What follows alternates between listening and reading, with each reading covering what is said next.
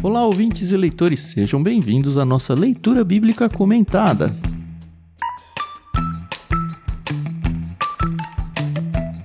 Eu sou o Thiago André Monteiro, @vulgutan. Estou aqui com a Carol Simão e com o Edu Oliveira para a gente lidar com o capítulo 21 de Êxodo. Bom dia, tudo bem? Fala pessoal, como vocês estão? Aqui é a Carol Simão e hoje a gente começa a segunda parte do livro de Êxodo, né? Então são aí mais 20 capítulos onde a gente vai aprender um pouco mais sobre a palavra de Deus. Oi pessoal, como vai você, Tan, Carol, você que nos ouve? Muito bom chegarmos nessa fase, né? Agora metade para frente, onde vamos aprender um pouquinho como foi delimitado, né, a lei e como aquele povo que agora se tornou uma nação, a nação de Deus, vai viver debaixo da terra ou no deserto durante esse tempo aí. Verdade, né? A gente chegou na metade do livro. Vai ser legal quando a gente falar, chegamos na metade do LBC, falta só metade dos capítulos da Bíblia. Vai parecer muito, mas ainda vai ser muito pra frente. É isso aí. Muito bem. O capítulo de hoje a gente vai dividir em 2 blocos, seguindo a própria sugestão da NVT de estudo. Aliás, a gente quase nunca fala, a gente fala, né, dá os créditos e agradece a Mundo Cristão por ter emprestado a NVT pra gente entrar no projeto. Mas na descrição do programa tem um link para você comprar a sua NVT. A NVT a gente sabe que tem várias ofertas possíveis aí, Bíblia capa dura, capa mole, de estudo, da menina, do menino, do cachorro, enfim. O que muda muito é a capa, né? Mas o texto é impressionante como cada vez mais pessoas na minha própria igreja local têm adotado esse texto. E eu realmente fico muito feliz. Recentemente eu preguei, usei a NVT, dei aula, usei a NVT. Eu acho que a fluência dela casa tão bem para a igreja local assim. Porque, enfim, vocês estão ouvindo episódios aí há um tempão e perceberam já a seriedade da tradução, ao mesmo tempo a fluência dela. Então tem sido uma leitura, pelo menos para apresentar as escrituras e conversar sobre elas, uma leitura bem legal. Fica a sugestão, se você quiser adquirir uma sua aí, é só entrar na descrição do programa e clicar no link lá, ele vai te levar para o site da Amazon e lá vai ter inúmeras opções para você comprar uma ou várias para dar de presente aí para quem você quiser. Lembrando que a gente também gosta de agradecer a Maria Lídia, pianista, que nos emprestou a trilha sonora das melodias que vocês ouvem aí de fundo ao longo dos blocos. Então, muito obrigado, Maria Lídia. Deus abençoe realmente a sua vida.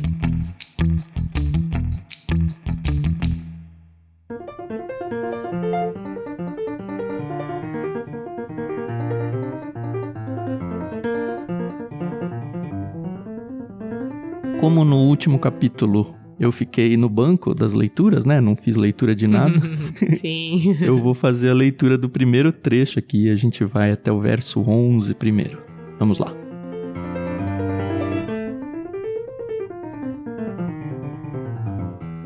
Estes são os decretos que você apresentará a Israel. Se você comprar um escravo hebreu, ele não poderá servi-lo por mais de 6 anos. Liberte-o no 7º ano e ele nada lhe deverá pela liberdade. Se ele era solteiro quando se tornou seu escravo, partirá solteiro. Mas se era casado antes de se tornar seu escravo, a esposa deverá ser liberta com ele. Se seu senhor lhe deu uma mulher em casamento enquanto ele era escravo, e se o casal teve filhos e filhas, somente o homem será liberto no 7º ano. A mulher e os filhos continuarão a pertencer ao senhor. O escravo, contudo, poderá declarar: amo meu senhor, minha esposa e meus filhos, não desejo ser liberto. Neste caso, seu senhor o apresentará aos juízes. Em seguida, o levará até a porta ou até o batente da porta e furará a orelha dele com um furador. Depois disso, o escravo servirá a seu senhor pelo resto da vida. Quando um homem vender a filha como escrava, ela não será liberta como os homens. Se ela não agradar seu senhor, ele permitirá que alguém lhe pague o resgate, mas não poderá vendê-la a estrangeiros, pois rompeu o contrato com ela. Mas se o senhor da escrava a entregar como mulher ao filho dele, não a tratará mais como escrava, mas sim como filha. Se um homem que se casou com a escrava tomar para si outra esposa, não deverá descuidar dos direitos da primeira mulher com respeito à alimentação, vestuário e intimidade sexual. Se ele não cumprir alguma dessas obrigações, ela poderá sair livre sem pagar coisa alguma.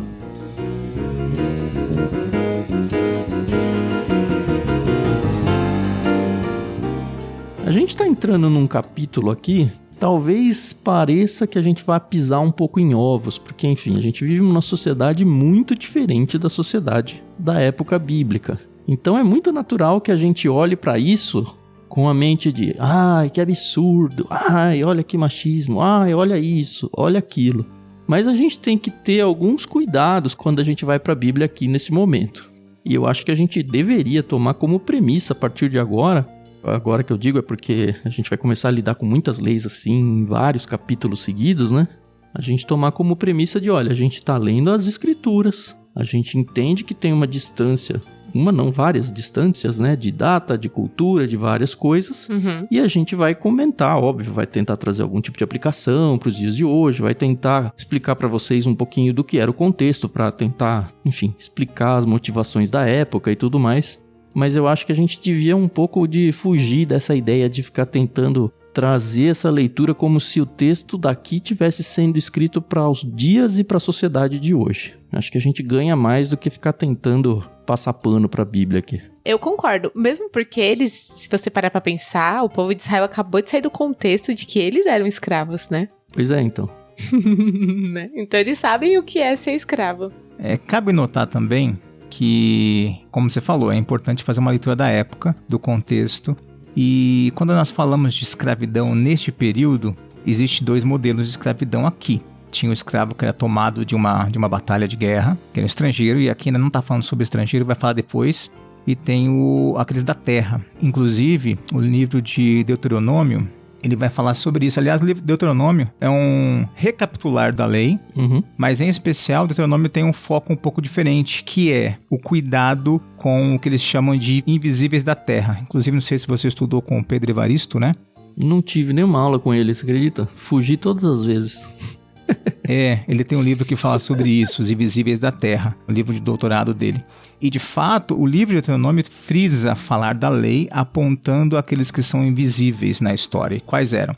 As viúvas, os órfãos, o miserável, o estrangeiro e o que perdeu tudo. O que já é um choque para a sociedade, né? Ninguém se preocupava com isso e agora tem um livro fazendo isso. Não tinha essa preocupação. E o que acontece aqui? O contexto do termo escravo aqui, inclusive desde essa época até a época do Novo Testamento, precisa ser visto um pouquinho diferente. Por quê? Nós temos o impacto do contexto de escravidão, vinda lá do século XVIII, XIX, que a história tristemente mostra, né, a degradação humana em tratar o outro ser humano como foi tratado, né? Você diz da escravidão negra, africana e tudo mais, né? Negra, isso, exatamente. Mas não é dessa forma, é diferente. Eu diria que a escravidão nesse contexto aqui, em especial no contexto judaico, ainda é um pouco melhor. Ela tem muito mais a ver, e olha só, pasmem, com um pouquinho do que a gente experimenta hoje nos regimes de negócio. CLT, por exemplo, que você fala, uau, contrato de trabalho. Uau, isso é fantástico, me protege. Será? É uma coisa para questionar. E é verdade, se você olhar, né, você tá lá trabalhando igual um doido, mas quem tá enriquecendo de verdade não é você, são né? os grandes donos, não é você. Eu acho que essa desassociação que você falou é muito importante e a gente já pontuar bem fortemente mesmo no início. Quando a gente está falando de escravos na Bíblia, não imagine, e é muito natural que se imagine mesmo, a escravidão da África Negra. Sim. Porque, enfim, é o que a gente estuda na escola desde criança, sabe? Quando fala escravo, é isso que a gente imagina, as séries de quando era criança, dos negros chegando encorrentados, navios negreiros e tudo mais. Não é isso, o contexto é muito diferente, como o Edu falou. É muito diferente. Aliás, tem uma nota na própria Bíblia de Estudo NVT que eu copiei para vocês aqui, eu acho que é um bom ponto de partida. Olha só o que ela diz. A escravidão era um fato no mundo antigo. Em alguns casos era o único recurso para os destituídos. Os escravos se acreditavam abandonados pelos deuses, mas o Senhor maiúsculo aqui, Senhor Deus, se preocupa com os desamparados e, portanto, também o povo da aliança devia se preocupar. No fim, a revelação de que Jesus Cristo morreu por todas as pessoas, em toda parte, tornaria a prática da escravidão insustentável. E aí ele saca Gálatas 3:28, lembrando. Eu acho que ele forçou um pouco aqui o texto no sentido do contexto dele, tá? Mas, ok, eu acho que ainda dá para tentar uma aplicação boa aqui. O texto em Gálatas diz: não há mais judeu, nem gentil, escravo nem livre, homem nem mulher, pois todos vocês são um em Cristo Jesus. E assim, principalmente a primeira parte do texto que eu falei é um jeito de preservar as pessoas que estavam sem pai nem mãe ali, vamos imaginar. Pensando não nos hebreus, que é essa primeira parte do texto, mas nos outros. Imagina, você é de um povo, seja os judeus que vieram atacar, ou seja qualquer outra nação que te conquistou, você perdeu terra, perdeu moradia, talvez tenha perdido familiares. Você faz o que da vida agora, sabe? Vou pra onde? Exato, mas é esse mesmo contexto. Então, uma pessoa, e aqui a gente tá falando bem do contexto judaico de quem é judeu, né? Inclusive, na frente a gente vai ver que vai ser proibido isso, a compra de pessoas, como era comum naquele contexto, que eu até falei nos outros povos. Então, existe uma mudança aqui muito drástica com as culturas ao redor de Israel. Então, o modelo de escravidão aqui está muito mais ligado a um contrato de trabalho. E a pessoa lá perdeu tudo. Tá desamparado, não tem nada na vida. Ele fala assim, olha, eu quero me vender. Ele se vendia, entendeu? Eu quero me vender como escravo pra você. Era voluntária a coisa, né? Eu vou trabalhar pra você. Isso.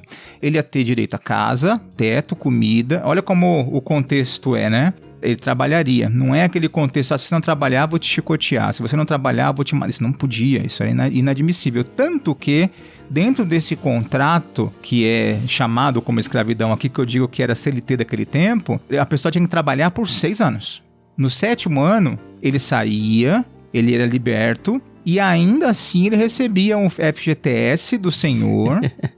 Ele não saía de mãos abanando. Sim. Isso que eu tô falando, porque a situação é muito mais próxima da gente do que a gente imagina. Ele não saía de mãos abanando, ele saía pelo menos com condições de tentar começar alguma coisa. Sim, isso no contexto de homens hebreus, né? De pessoas do povo que estavam numa situação aí, vou usar o termo correto, né? Numa situação de escravo aqui. Mas a própria Bíblia de Estudo também da NVT, ela diz, um homem podia vender-se como escravo a fim de obter dinheiro para pagar suas dívidas. E é isso que ele falou, ele recebia por isso. Exatamente. E por isso que o tratamento aqui é mostrar um tratamento de justiça, de dignidade para aquele que é miserável, aquele que não é cuidado. E assim, uma baita lição, até, eu sei que o termo pesa pra gente, essa questão do escravo, mas até uma lição para os nossos dias, porque se você for olhar no nosso contexto do século XXI, que se diz tanto que o homem melhorou, que o homem chegou e tal, você não vê isso, porque quem não tem CPF, quem não vota, quem não é ninguém, é bem esse o termo, né? Não é ninguém, o que ele tem de apoio? Pois é. Aí ele é cuidado como? E isso é importante notar. Aqui tinha um mecanismo que forçava a sociedade a cuidar dos seus que estavam em situação de miséria. Sim.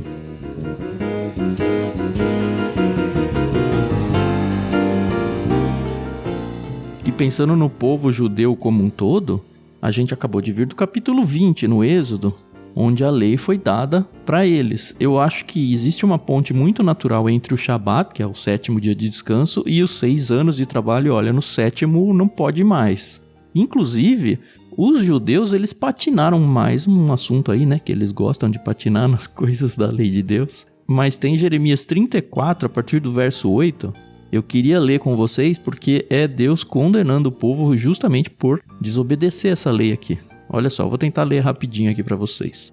Jeremias recebeu essa mensagem do Senhor depois que o rei Zedequias fez uma aliança com o povo para libertar os escravos. Isso aqui está no fim do reino dividido, já muito próximo dos judeus serem conquistados pela Babilônia, que irem para o exílio. Esse é o ponto aqui. Seguindo o texto. Ele havia ordenado que todo o povo libertasse suas escravas e seus escravos hebreus. Ninguém devia manter em escravidão alguém do seu próprio povo. Os oficiais e todo o povo tinham obedecido à ordem do rei e libertado cada um dos seus escravos, mas depois mudaram de ideia. Tomaram de volta os homens e as mulheres que haviam libertado e os obrigaram a ser escravos novamente. Então o Senhor lhes deu essa mensagem por meio de Jeremias.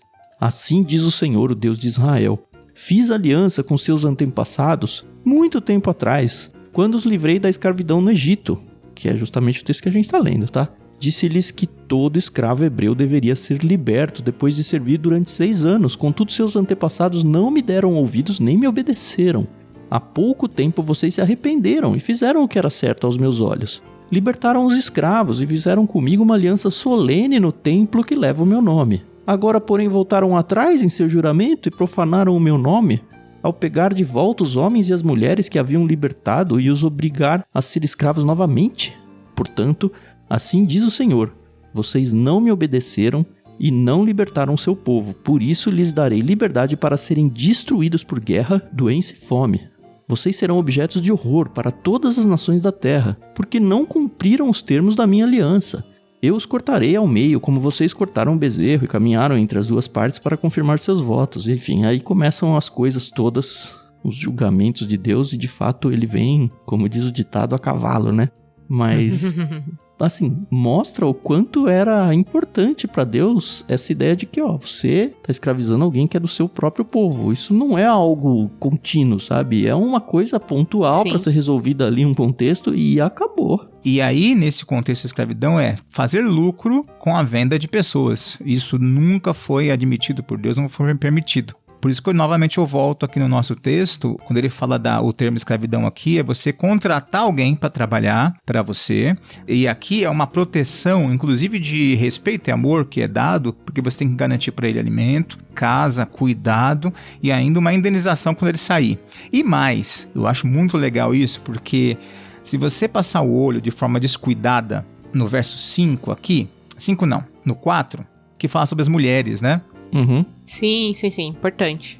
E é muito interessante, porque você fala assim, tá vendo? A mulher tá em caráter inferior aqui. Pelo contrário, tem que olhar com muito cuidado. Exatamente. O homem era liberto. Cara, tem como se virar. Ele ainda sai com um dinheirinho, ele se vira, arruma um jeito e começa a viver a vida dele. Mas sempre, num contexto geral, a mulher é indefesa.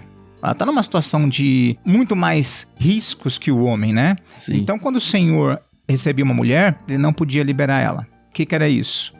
Era garantia de cuidado para ela, garantia de proteção, de casa, de teto e de cuidado. Tanto que fala, se ele não gostasse dela, ele fazia o quê? Ele podia liberá-la, só que não teria indenização nenhuma. Uhum. Ela estava livre para que pudesse arrumar o serviço em outro local. Olha como isso vai na contramão de tudo que se fala, principalmente quando dizem que a Bíblia é um livro machista, que o Antigo Testamento mostra um desprezo para a mulher. Se você olhar com cuidado, você vai ver que não, pelo contrário. Um cuidado especial. A Bíblia está indo na contramão de todas as culturas ali da sua época nesse aspecto. Sim. Que depreciavam a mulher, né? A cultura da época, a mulher era menos que uma criança, e criança já não era nada.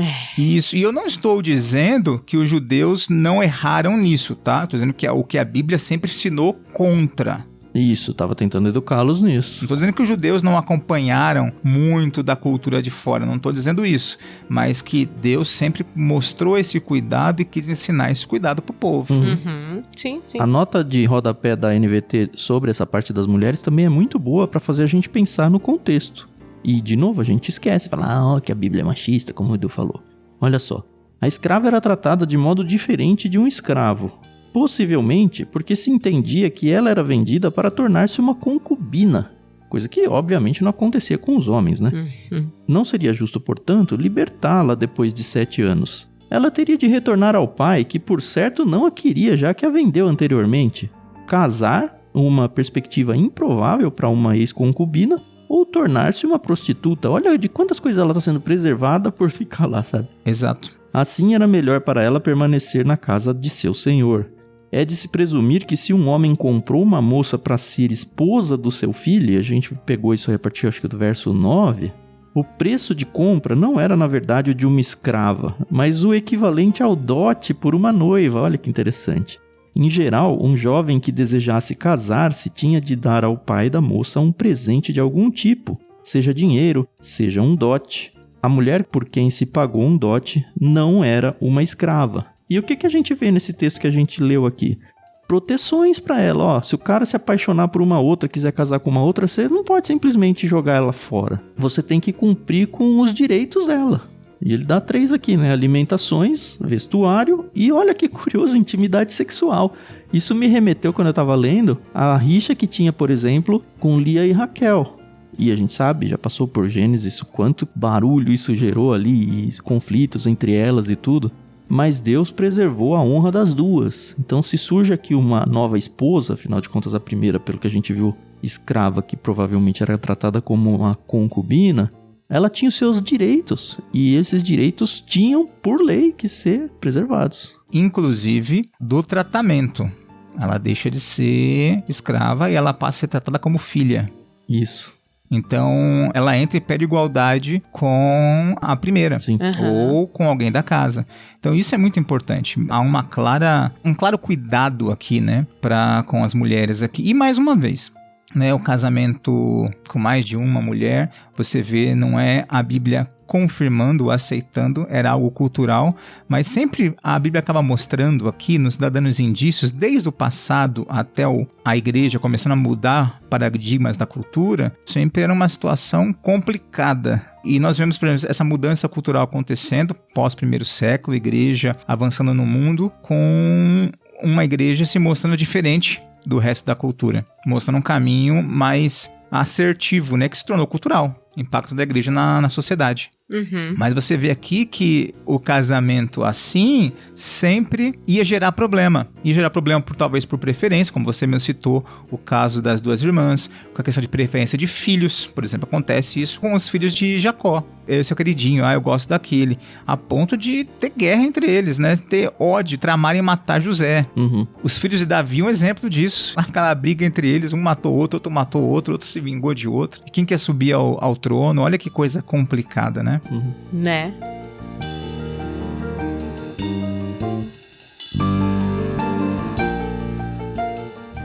E ao longo das leis, conforme elas forem se apresentando, e dos casos, né, porque alguns vão ser narrados, a gente vai ver de verdade que as mulheres, elas têm proteções aí pela fragilidade que a sociedade impunha sobre elas mesmas. Um exemplo aqui, bem prático aqui, é que a lei é posterior, né? Mas Abraão teria um problemaço com a lei aqui. É, isso que eu ia falar. Abraão e Jacó, né? Também, porque tem uma rixa ali com Agar e preferência, e isso e aquilo, e aí? Você percebe? Por isso que eu acho lindo quando você vê novamente aquela afirmação, o Deus do Antigo Testamento, olha como isso era assim, assim, e você vê Deus cuidando de Agar de forma tão incrível, né? Ela indo embora, fugindo, vou morrer, o menino vai morrer, e o anjo do Senhor aparece e traz cuidado, provisão e até promessa pra Agar, né? É verdade. Mas, de novo, isso que é a beleza de você estudar a Bíblia. A gente comentou isso semana passada sobre a Bíblia é um livro escrito por homens, então, portanto, é um livro que beneficia os homens. Infelizmente, a gente sabe que existem pessoas que pensam dessa forma e acabam até arranjando argumentos, né, para provar essa tese. E aqui, mais uma vez, a gente vê que mesmo uma escrava tinha os seus direitos, às vezes direitos como uma senhora. Então, de novo, gente, a Bíblia é maravilhosa, inspirada por Deus, e Deus pensou em cada detalhe. Isso aí. Desde o seu início, né? O homem é rústico, o homem foi criado do pó da terra. Deus que foi lá, formou o homem do pó da terra. E Deus cria a versão 2.0, porque ele não pega a mulher do pó da terra. Ele pega o homem, tava aqui, deixa eu melhorar um pouquinho. Se você olhar o detalhe da criação, é bem isso. É bem isso, e isso é lindo. Você vê Deus pegando do próprio homem, trazendo, né, com características, com funções diferentes dentro desse contexto, mas Deus usando daquilo que ele havia criado já para fazer a mulher. Então você já vê uma progressão aí, né, o 2.0 da criação humana ali sendo feita. Boa. E assim, eu acho bonito um cuidado especial para o que a Bíblia vai mostrar várias vezes, né? Como, pensando no relacionamento marido e mulher aí, como a parte mais frágil. E sendo a parte mais frágil não quer dizer que é menos, quer dizer que eu tenho que ter um cuidado especial. E a Bíblia tem esse cuidado especial desde sempre. Graças a Deus.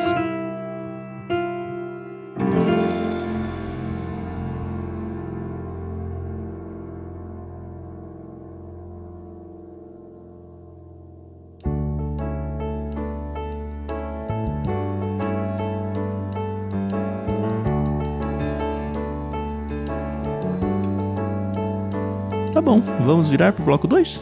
Bora lá. Bora, então. É a Carol que vai fazer a leitura, Carol? Sou eu. Então vai, do 12 até o final aí, que vai até o 100 e quanto, Carol? É, né? Até o 36. Até o 36. Bora.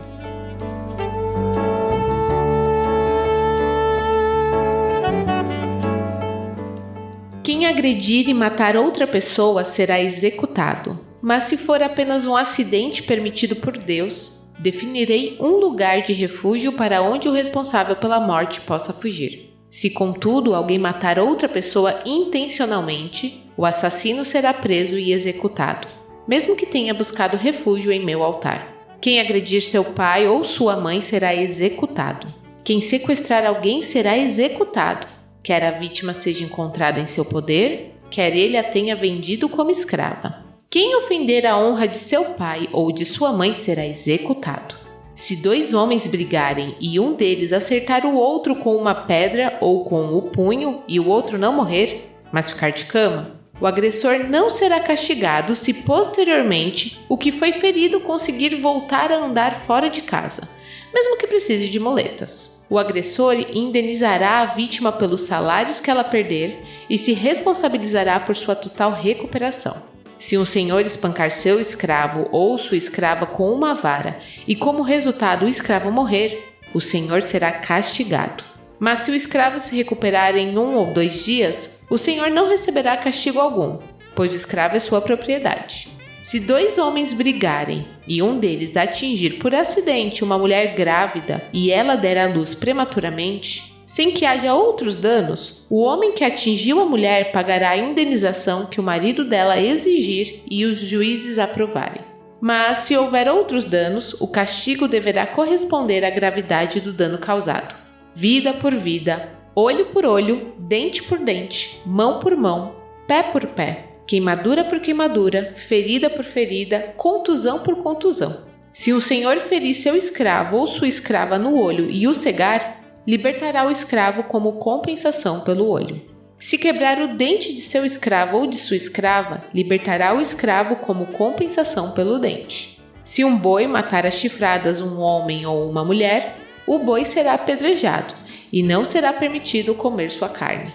Nesse caso, porém, o dono do boi não será responsabilizado. Mas se o boi costumava chifrar pessoas e o dono havia sido informado, porém não manteve o animal sob controle, se o boi matar alguém, será apedrejado e o dono também será executado.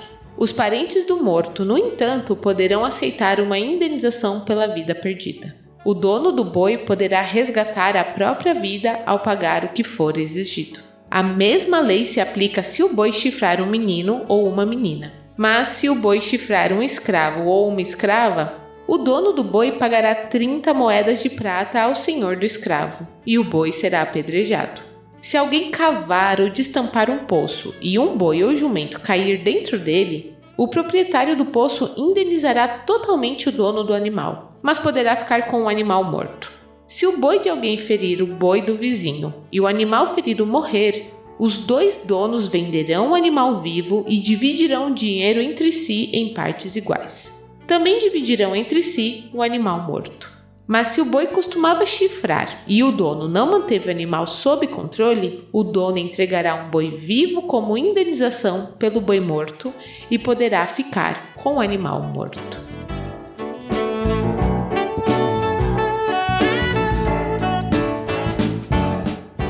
Olha, ainda bem que tudo isso foi depois de José, seus irmãos, porque senão tava todo mundo executado. Pois é. É como se... E aqui você fala assim, mas assim, o cara lá, ele bateu no escravo e isso não foi punição. Então é Deus criando mecanismos para que isso não aconteça. Para evitar ao máximo esse tipo de coisa. Né? Então por quê? Porque eles estavam dentro de uma cultura que de fora... Tudo isso era comum. A gente entra numa sequência de leis aqui, e eu acho que a gente já deixou essa dica no episódio passado, quando a gente lê os 10 mandamentos. E a partir desse capítulo vai ficar bem patente que as leis surgem aqui como um reflexo dos 10 mandamentos, né? Os termos da aliança são expandidos. Exatamente. Em casos práticos, super práticos. A gente vê logo de cara aí um desdobramento do não matarás, que a gente viu lá no verso 13 do capítulo passado. E é interessante, né? Eu queria trazer também uma citação aqui de um autor chamado Warren Wiersbe. Ele diz assim, ele lembra, né, Gênesis 9:6, somos feitos à imagem de Deus, por isso matar um ser humano é atacar a Deus. E Gênesis diz, quem tirar a vida humana por mãos humanas perderá a vida, pois eu criei o ser humano à minha imagem. E a gente vê aqui Deus reafirmando isso e pela primeira vez, né, colocando numa lei para um povo que estava sendo formado, né, que a vida humana é tão preciosa que mesmo numa morte acidental, e aqui ele vai tratar os dois casos, né, mesmo quando for acidental, ela não pode ser negligenciada, tem que haver algum tipo de punição, nem que seja para que uma pessoa fique presa, mais ou menos, né, ela tem que ser fugida ou tem que ser preservada a sua vida dentro de uma cidade que vai ser construída lá na frente, várias delas, cidades refúgios, a gente vai ver sobre isso lá em Josué 20, quando eles já estiverem na Terra Prometida, mas a gente vai ver alguns locais onde, até a morte do sumo sacerdote, quem matou alguém acidentalmente pode se refugiar lá, porque senão, se ele for pego fora dali, ele pode ser vingado, porque a vida humana tem um custo, e um custo muito alto. Uhum. Aliás, eu queria lembrar um detalhe interessante, né? Ele fala sobre o ataque das mulheres aí grávidas. Eu achei o máximo isso. Olha só como é significativo para o debate atual sobre aborto. Naquela época, onde, para usar o que as pessoas falam aí, a mulher não tinha valor, as crianças não tinham valor, nem nada. Naquela época, o feto já era considerado uma pessoa e tinha proteção legal, leis preservando a sua vida. Olha que coisa. Olha isso. Que impressionante, né? E eu acho um pouco complicado uma única coisa, assim. Acho que vocês vão até entender o que eu quero dizer, o meu argumento. Para nós que temos a Bíblia completa e temos a lei e temos a graça, né? A parte que Cristo veio para mudar. Pra mim, não é que é errado ouvir essa parte olho por olho, dente por dente, mão por mão. E eu entendo aqui que são regras que precisam ser instituídas, né? Porque, né, 2 milhões de pessoas, senão vira um caos, né? E não é legal. Uhum. Mas é tão estranho, porque eu já ouvi que aquela parte que Cristo fala, né? Se alguém der na sua cara, vai dar outra face. E, de novo, eu entendo a necessidade da criação da lei e de regras nesse momento para essa situação, porque se tem plaquinha é porque tem história. Então, se tem regra é porque o negócio tava fugindo do controle. Mas ainda bem que Cristo já veio e já quebrou isso, porque já pensou? Se até hoje... Vixe, gente, o negócio tá muito brabo, muito, muito. De fato, o povo aqui está experimentando, agora virando nação, vivendo debaixo do regimento e das leis de uma nação de Deus. Uhum. E lá na frente, inclusive, Deuteronômio, Deus já estava prevendo que eles iam querer ser uma nação como as outras. Eles não entenderam a conversa de Deus aqui com eles. Vocês serão meu povo particular. Nação santa, eles aceitaram e depois, não, mas a gente quer um rei. A gente quer ser igual às nações ao nosso redor aqui. Uhum. E Deus já falou isso lá em Deuteronômio 7. Já avisou que isso ia acontecer e que ia dar ruim. Ia dar problema, que eles teriam outros pesos. Aqui, eles estavam sendo chamados a viver numa lei baseado num Deus que provisiona, que cuida, que era senhor da nação e senhor de tudo. Uhum. E eles escolhem não, eles preferimos um rei de carne e osso que vem aqui pra gente pagar imposto, pra gente ter que ser subjugado pelos gostos e desgostos dele. Eles experimentaram isso, quiseram e experimentaram isso. Isso é notório. Mas a lei aqui, claramente, né, nossa forma creio que de nós três aqui de interpretar as escrituras, que ela é claramente uma mostra de Deus que o homem, mesmo nesse contexto, não conseguiria se voltar para Deus. Então é clara decepção humana. Na graça, nós experimentamos não que Jesus rasgou pedacinho por pedacinho a lei e agora é um novo modelo. Não, inclusive ele aponta algumas coisas que não mudaram. A lei moral, por exemplo, ela não é descartada por Jesus. Uhum. Isso é muito claro, porque a lei moral em especial, ela apresenta muito do caráter de Deus desde a criação. Isso não é só da lei, ela já vem de antes. Mas, por outro lado, Jesus está colocando um peso maior na gente, maior do que o deles. Porque se o cara fosse... Porque o ser humano adora cumprir regra. O ser humano é ótimo em cumprir regra. A gente fala, isso é difícil. Não é difícil, então? Não é. O ser humano se encaixa no quadradinho lá, cumpre a regra, pra quê? Pra esfregar na cara do outro, olha, eu consigo. Ah, você não consegue, eu sou melhor que você. Isso é natural do ser humano. E a graça vai na contramão disso, porque é Jesus olhando para nós e falando assim, olha, o que é que vai te obrigar a obedecer ou não nesse novo caminho? Não é a lei que vai cair um raio na sua cabeça se você não fizer. É o amor de Cristo que constrange. É aquele olhar que se... Imagina só aquele que te salvou, que te deu vida, que te cuidou, que te tirou do tremendal de lama, a exemplo do que Davi fala no Salmo 42. É como se ele olhasse pra você e você pisou na bola, né? Ele dá aquele olhar pra você, aquele olhar de graça, de misericórdia, e você... Ai, Senhor. A cena de Pedro em João, capítulo 21. Imagina só, Jesus falou na Santa Ceia que ele ia trair. Não, jamais, eu não. Qualquer um aqui, mas eu jamais. Ele fala, você vai, Pedrão, você vai pisar na bola, eu sei. Não, eu prefiro morrer. Ele fala, eu ainda vou te dar umas dicas. Vai acontecer isso, isso e isso.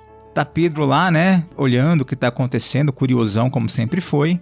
Daqui a pouco ele se aproxima, né, do fogo, que tá frio, né, quero ver de perto. E alguém olha, você é um deles. Não, jamais.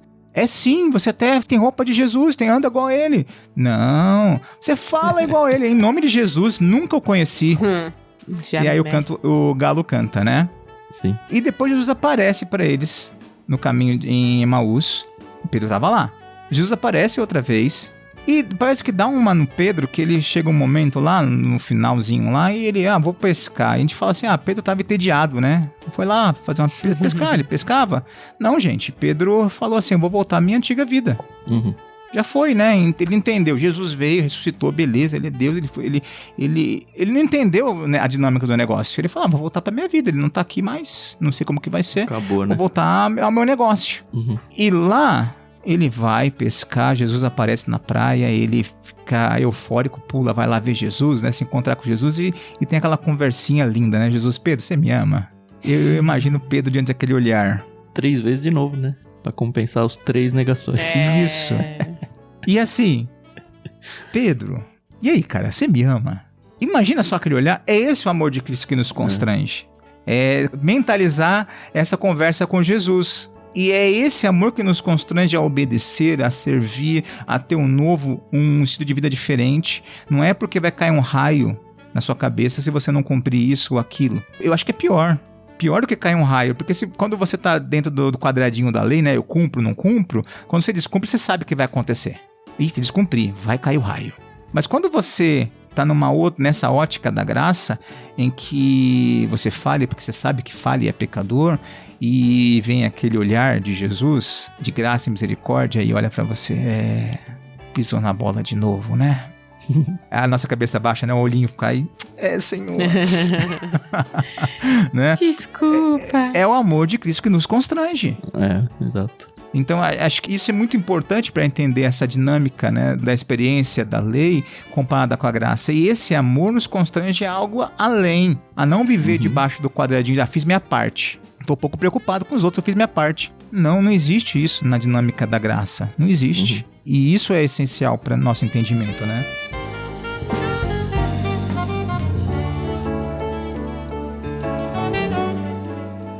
Eu ainda queria voltar, e eu vou voltar mais pra frente, na questão do verso 15 que fala da honra de pai e mãe e tudo mais. Mas eu não queria deixar essa ponta solta que a Carol colocou aí, porque foi uma coisa que me incomodou muito mesmo. E assim, eu juntei uns pedaços de coisas que eu pesquisei aqui e criei uma sequência de pensamentos que eu queria compartilhar com vocês. Falando justamente sobre o que é conhecido, bem conhecido inclusive, por lex talionis, ou lei de talião, né? Que é esse negócio de olho por olho ou dente por dente. Eu lembro da época do seminário que um dos pastores, ele estava ensinando a classe, porque a primeira reação nossa como cristão é vingança, aquela coisa, né? Mas essa lei originalmente parece que surgiu justamente para evitar uma vingança desproporcional. Então, olho por olho, tá, o cara arrancou seu olho, você não vai matar ele, você vai arrancar o olho dele, que é menos que matar. É um dente, é por um dente, não é pela boca inteira, sabe? É no sentido de minimizar, não de maximizar essa vingança. Mas ainda assim parece ferir um pouco os princípios bíblicos, apesar de que tá aparecendo aqui. E aí eu juntei, como eu falei, uns cacarecos de textos aqui e ali, vê se faz sentido pra vocês, olha só. A chamada lei da retaliação, a lei de talião, visava impor um castigo que se enquadrasse no crime. Jesus, ao invocar a lei do amor, corrigiu o modo popular e errôneo de compreender essa lei. Isso lá em Mateus 5, a partir do verso 38, ele diz assim, olha: vocês ouviram que foi dito, olho por olho, dente por dente. Eu, porém, lhes digo que não se oponham ao perverso. Se alguém lhe der um tapa na face direita, ofereça também a outra. Se você for processado no tribunal e lhe tomarem a roupa do corpo, deixem que leve também a capa. Se alguém o forçar a caminhar 1 milha com ele, caminhe 2. Dê a quem pedir e não volte as costas a quem quiser tomar emprestado de você. É um texto belíssimo. Quando a gente chegar lá em Mateus 5, com certeza a gente vai lidar com ele com muito mais propriedade. Mas pelo menos já traz aqui aquilo que a Carol falou. Tá, mas parece que Jesus meio que aboliu esse negócio da lei de talião. E aí começa a argumentação que eu fui construindo aqui, olha. Ao mesmo tempo, quando Jesus proibiu seus discípulos de se vingarem daqueles que lhes faziam mal, ele estava tratando da vingança pessoal e incentivando o perdão. O mestre Jesus não estava criticando Moisés nem interferindo no sistema legal judaico, porque ele veio para cumprir a lei e não para destruí-la. Ou seja, ele está aplicando um princípio à sua vida pessoal, não à lei geral da nação. E aí eu coloquei, ao mesmo tempo, 2, né? Como cristãos, a gente tem o privilégio de desistir dos nossos direitos legais, isso para glorificar o nome de Deus e não exigir indenização pelos danos cometidos contra nós. E aí a gente é jogado lá para 1 Coríntios 6. Olha só, quando algum de vocês tem um desentendimento com outro irmão, como se atreve a recorrer a um tribunal e pedir que injustos decidam a questão em vez de levá-la ao povo santo? Óbvio que o texto está falando aqui sobre rixa entre cristãos, né? Entre irmãos. Lavar roupa suja em casa. Então, lava roupa suja em casa. Segue aí o texto. Vocês não sabem que um dia nós, os santos, julgaremos o mundo? E uma vez que vocês julgarão o mundo, acaso não são capazes de decidir entre vocês nem mesmo essas pequenas causas? Não sabem que julgaremos os anjos? Que dizer então dos desentendimentos corriqueiros dessa vida? Se vocês têm conflitos legais, por que levá-los para fora da igreja a juízes que não fazem parte dela? Digo isso para envergonhá-los. Ninguém entre vocês tem sabedoria suficiente para resolver essas questões? Em vez disso, um irmão precisa processar outro irmão diante dos descrentes? O simples fato de terem essas ações judiciais entre si já é uma derrota para vocês. Por que não aceitar a injustiça sofrida? Por que não arcar com o prejuízo? Em vez disso, vocês mesmos cometem injustiças e causam prejuízos até contra os próprios irmãos. Enfim, outro texto que eu vou amar lidar quando chegar a hora dele. Mas a gente já passou aí, tá? Tem a lei, mas Jesus, quando ele falou, ele estava falando de algo particular, não da lei geral da nação. Mas, em alguns sentidos, quando a lei geral da nação nos afeta também, a gente pode meio que tratar como pessoal. E aí o Wiersbe, que é de quem eu copiei toda essa ideia aí, ele tem um mais, então, 3, né? Ao mesmo tempo, 3. No entanto, ele lembra, o juiz precisa cuidar para que a justiça seja feita e a lei respeitada. Ou seja, é essa bola dividida, não tem jeito. Eu acho que a gente tem que pedir muita sabedoria a Deus para saber lidar com cada situação. Tentar pesar, tá, o quanto eu vou ofender a Deus com essa minha sede de justiça ou sede, às vezes, de vingança. E quando for vingança é sempre, tá, que você vai ofender a Deus. Eita. Mas às vezes a gente é injustiçado mesmo. E será que a gente tem que ir atrás dos nossos direitos toda vez? Ou será que às vezes a gente vai macular o nome de Cristo só porque a gente quer preservar os nossos direitos? Eu acho que Jesus estava meio que nessa vibe quando ele estava quebrando, ou pelo menos fazendo a gente pensar sobre a lei de talião. Acho que um texto que responderia muito bem isso seria o de 1 Pedro capítulo 2. Ele trata exatamente sobre isso. Ele está falando com servos, inclusive escravos. Olha só, naquela cultura ainda, mesmo link aí, ó. Ele, olha, trate seus senhores com todo respeito.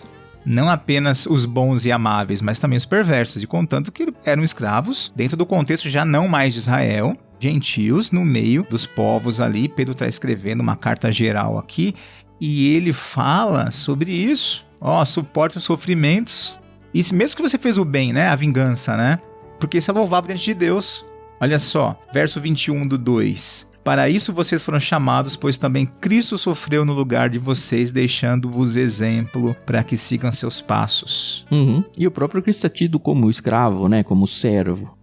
E o 23, né? Bem conhecido. Quando ele foi insultado, não revidava. Quando sofria, não fazia ameaças, mas entregava-se àquele que julga com justiça.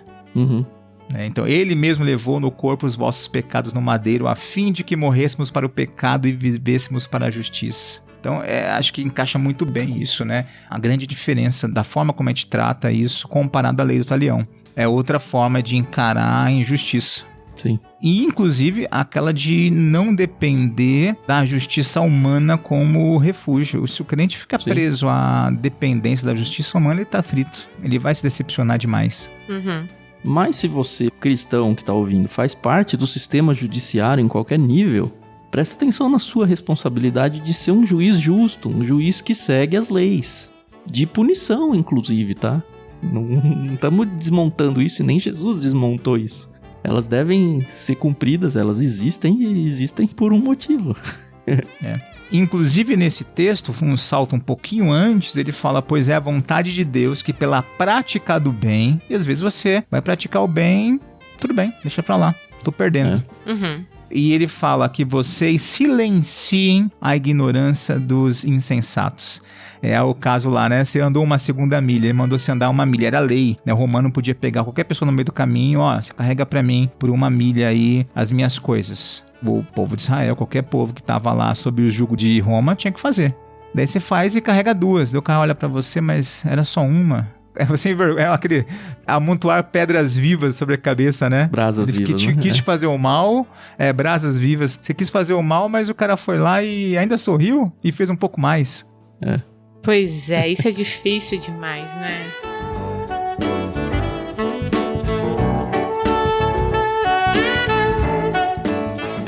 Eu queria pegar, como eu já mencionei, né, a parte do pai e mãe que aparece no verso 12. Eu vou reler aquele trecho porque foi bem no comecinho da leitura da Carol, né? No 15 ele diz, quem agredir seu pai ou sua mãe será executado. Olha como é mais forte aqui, porque antes se você matar outra pessoa, você vai ser executado. Aqui não é só, né? Aqui não tem que chegar às vias de fato de matar, né? Uhum. Aqui é agredir, é desonrar. E olha que eco com o capítulo passado, onde fala que, olha, honra seu pai e sua mãe. Então, o peso que tinha pro povo que estava se formando aqui, esse respeito. E, de novo, a mulher sendo exaltada aqui, não é só o pai, não. É pai e mãe. Uhum. O texto fala os dois aqui, né? Sim. O pai e mãe, a punição era pesada pros filhos, né? Não era pra um terceiro, sabe? Eu, pelo menos, acho assim, muito, muito interessante. No 17 ele fala, quem ofender a honra de seu pai ou de sua mãe será executado. Sabe, eu não tô trocando uma vida por outra vida aqui. Eu tô causando uma punição letal pra alguém que só desonrou... Enfim, com a cabeça de hoje, né? Que só desonrou os seus pais. Mas naquela época, desonrar os pais era algo digno de morte. Uhum. E por que hoje tá tão zoada essa parte, né? Então...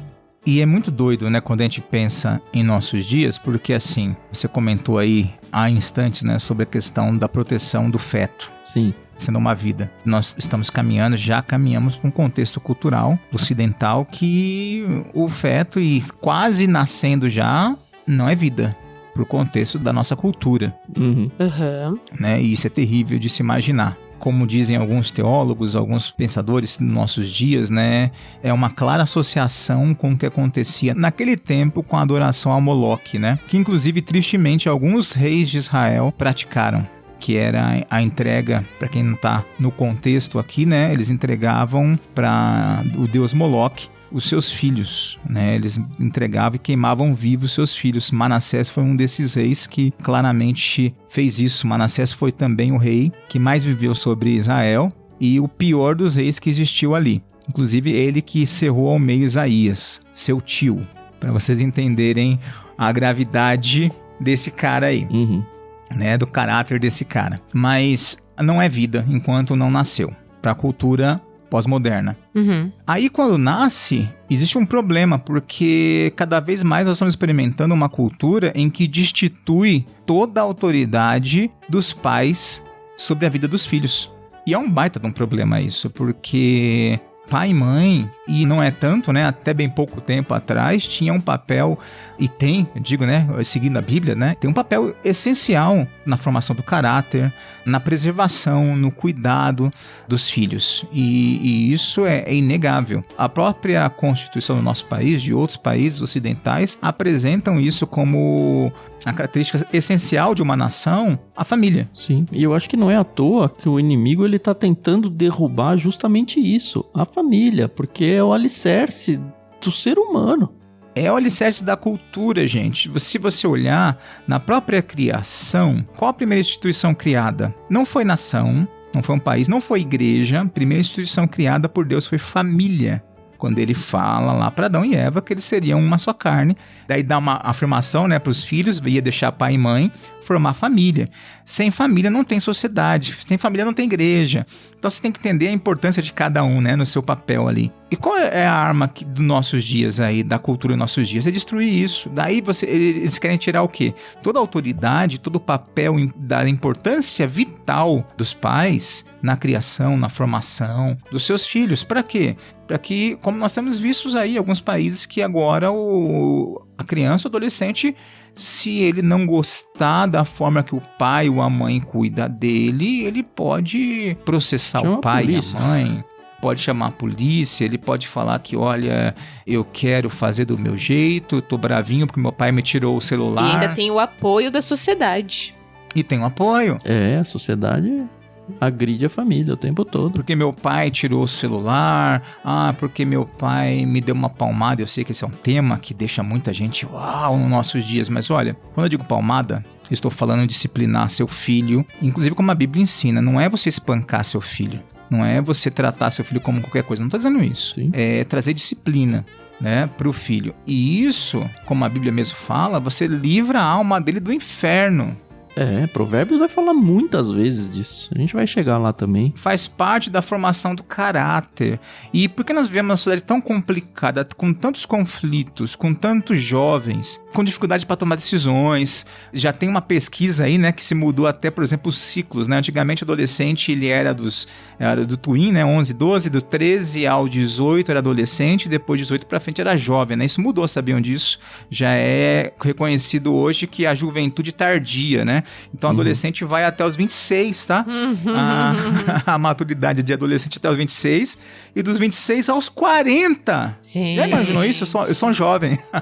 Tô saindo da juventude agora, já que esse é o novo paradigma.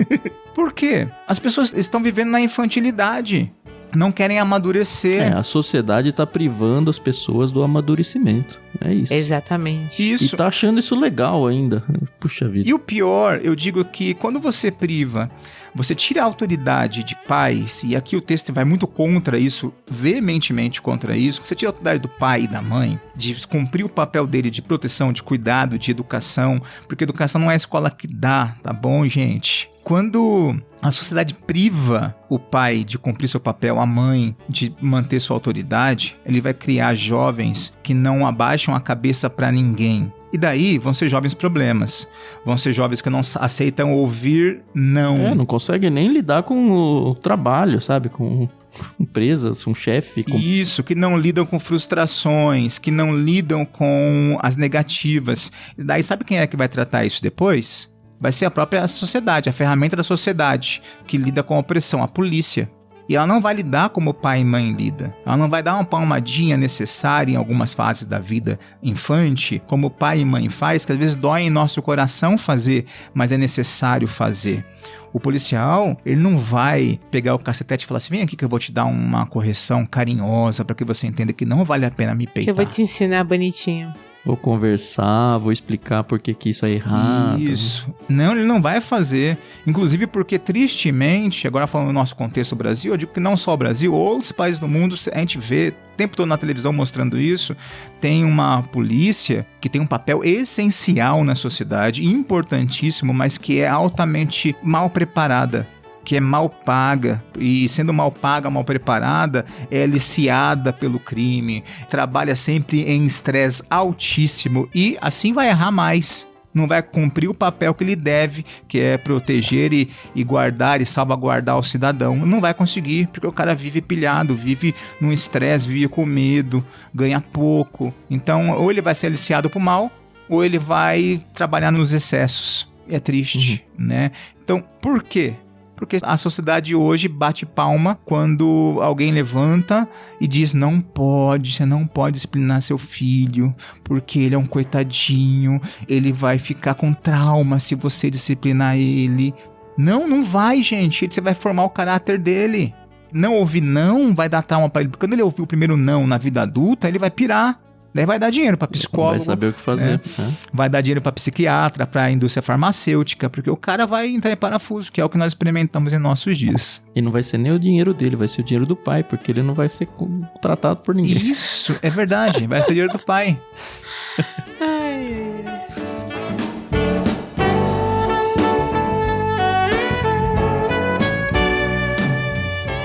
E tem toda a parte final aqui que fala dos bois, enfim.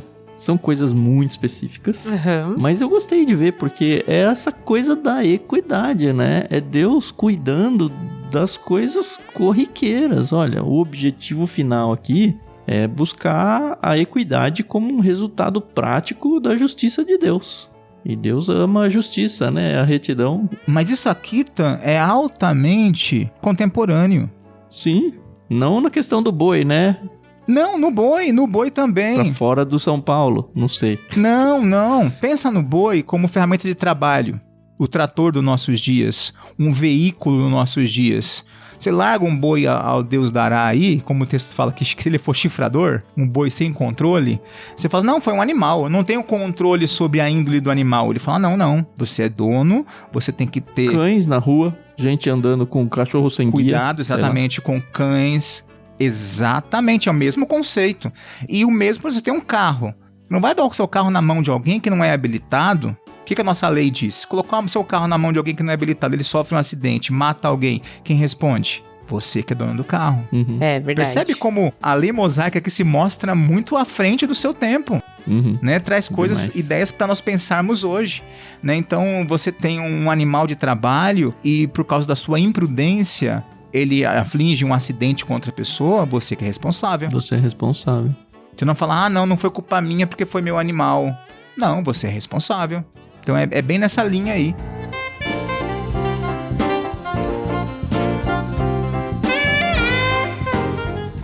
Esses 1000 cortes de podcast que tem na internet hoje, eu vi um recente que eu gostei bastante. A história é mais ou menos assim. Um menininho, sei lá, chuta aí, uns 10 anos, tá brincando na rua e andando de bicicleta. E aí ele vai e raspa a bicicleta dele num carrão assim do vizinho. E aí ele vai e conta pro pai dele. Ó, pai, fiz isso, raspou ali, riscou o carro do cara e tal. Aí, beleza, vamos lá. E aí o pai pega o filho e vai na casa do vizinho, bate na porta e fala, aconteceu isso, meu filho veio, me relatou esse caso aqui, a gente vai pagar, né? Uhum. Me passa o seu Pix aí, sei lá, faz um orçamento, me passa um Pix que a gente vai pagar. Passa o dia, passa 2, passa 3 e o vizinho nunca que manda o orçamento. Aí o pai, o que tá acontecendo, né? Aí ele vai lá e fala, você não me passou o Pix ainda e tal, não sei o quê. Falou, não, é que eu achei que ia ser um valor muito caro e tal, né? E aí ele fala, não, passa o Pix que meu filho vai pagar metade e eu vou pagar outra. O justo é o justo. E aí ele fala, não, o vizinho fala, como assim seu filho vai pagar metade? Ele falou, não, ele vai pagar metade porque ele veio me contar. Porque se ele não viesse me contar, ele ia pagar inteiro. Ele tem que saber que coisas que ele faz... tem consequências, mesmo que involuntárias, e o texto vai falar um pouco sobre coisas involuntárias, você é responsável. E assim, a sociedade parece que esqueceu disso. Não. É verdade. Vou jogar pra baixo do tapete, sabe? É. Tá lá na Bíblia, quanto tempo. É. Até indenização por tempo de trabalho. Você vê quando ele fala aqui que se a pessoa ficou em impossibilidade de trabalhar... Olha esse cuidado. Um pai de família se acidentou, foi machucado, vai ficar uma semana sem trabalhar, né? E aí? Você vai indenizar essa uma semana Você vai indenizar essa uma semana. É pensar, porque ele tem que colocar comida na casa. E se for permanente a coisa, ainda vai ser pior ainda a situação. Exato. Então nós temos aqui um livro, olha só como a lei mosaica sendo apresentada e traçando leis que é difícil, às vezes você tem que brigar na justiça de forma pesada hoje em dia para obter justiça, né? Como a gente falou sobre a questão da justiça, Sim. Lá já falava sobre isso. Por isso que eu acho um absurdo quando às vezes alguém olha para a Bíblia e fala, esse livro arcaico, esse livro retrógrado, desatualizado. Não faz sentido. Dá uma olhadinha com cuidado nesse livro desatualizado. Você vai ver que esse livro tem coisas que estão na vanguarda do nosso tempo. Que está nos alertando de coisas que a gente não faz. Que é o que o ser humano faz. E o pessoal achando que o Asimov era... Asimov? Asimov lá do Eu, Robô que a gente tá lendo? Isso, que o pessoal achando que o Isaac Asimov, o autor do Eu, Robô e outros títulos aí futuristas, era o cara que pensava no futuro, né? Aí, ó, Papai do Céu já demonstrando aí o futuro pra nós. Exato. Mas é que como Deus vê o futuro, Carol, ele não precisa acontecer pra gerar a plaquinha, ele já tá gerando a plaquinha antes do ser humano. É verdade, antes da história, né? Boa.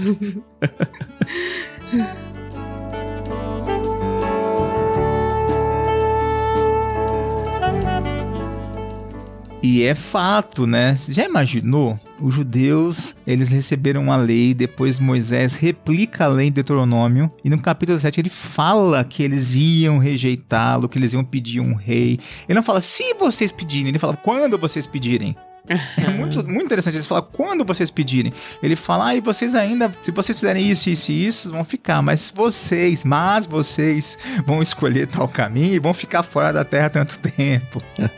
É muito interessante isso, né? E o povo lia, relia, não percebia esses detalhes. E não via, né? Que era com eles. Não pegava, né? Fica aqui a dica pra vocês, ó. Se vocês fizeram alguma coisa que causou dano, causou prejuízo pra um terceiro, involuntariamente ou não, repare o dano.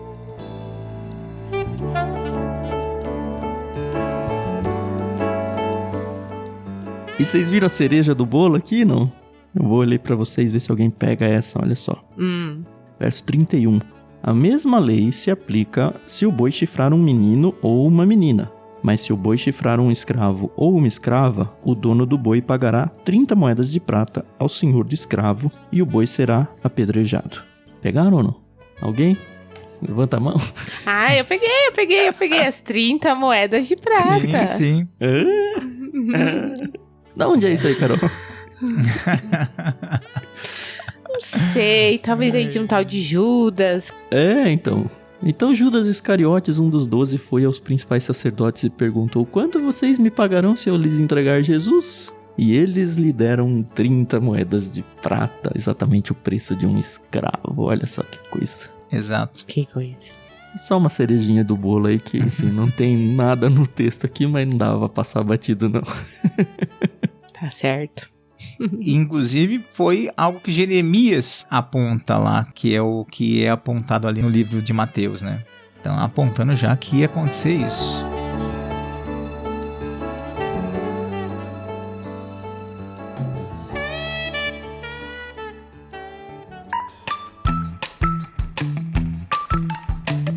É isso, passamos um episódio longo aí, achei que ia ser um episódio super curto. Estamos com 1h14 de bruto, não sei quanto vai ficar isso aqui já editadinho. E os capítulos aqui em diante vão ser meio que assim, né?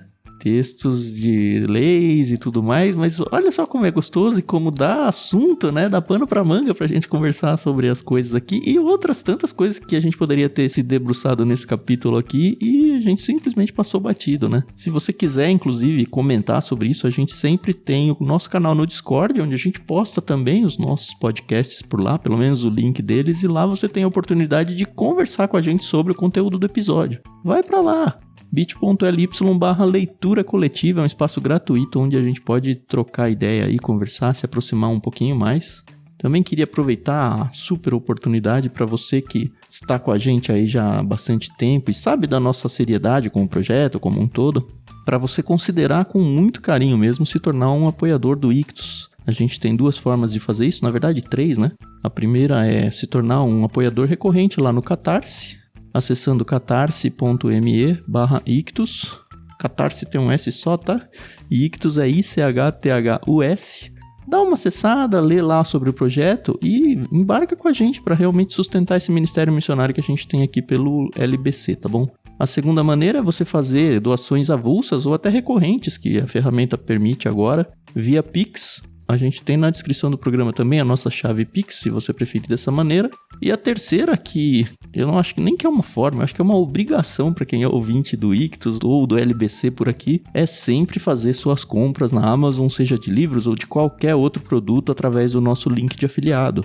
é ictus.com.br/Amazon. Você vai ser direcionado para o site da Amazon, segue fazendo suas compras normalmente. Você não vai pagar nenhum centavo a mais por nenhum produto, mas parte de cada um deles que você comprar vai vir para a gente aqui numa forma de comissão. E é uma forma maravilhosa de você abençoar o nosso projeto sem necessariamente colocar a mão no bolso para nos destinar nenhum valor específico assim para a gente. Então tem aí salvo nos seus favoritos esse link, ictus.com.br/Amazon, para sempre abençoar as nossas vidas aí ao longo das suas compras rotineiras da vida aí. É isso, Carol, obrigado, Edu, valeu, é sempre muito bom ter a palavra de vocês, dividir esse momento da minha semana aí com vocês, e semana que vem a gente tá por aí de novo. Tchau, tchau. Isso aí, pessoal, muito obrigada pela paciência, a audiência de vocês, é um prazer estar aqui com esses dois caras que são incríveis, e a gente se ouve no próximo episódio. Até mais. Isso aí, muito obrigado a você que nos ouviu, que nos acompanhou por esse período aqui, né? E deixa eu fazer uma correção. Eu acho que quando eu falei de Manassés, falando sobre o sacrifício a Moloque, eu falei rei de Israel, né? A essa altura a nação já era dividida, rei de Judá. Então fica corrigido aí, rei de Judá. A gente coloca Israel para tudo, né? E às vezes esquece que tem um laço temporal aí. A divisão já tinha acontecido, Manassés foi o rei que mais tempo reinou em Judá. Tá para ficar corrigido, mas tá aí registrado. Grande abraço a todos, até nosso próximo encontro, aqui com o Tan e com a Carol.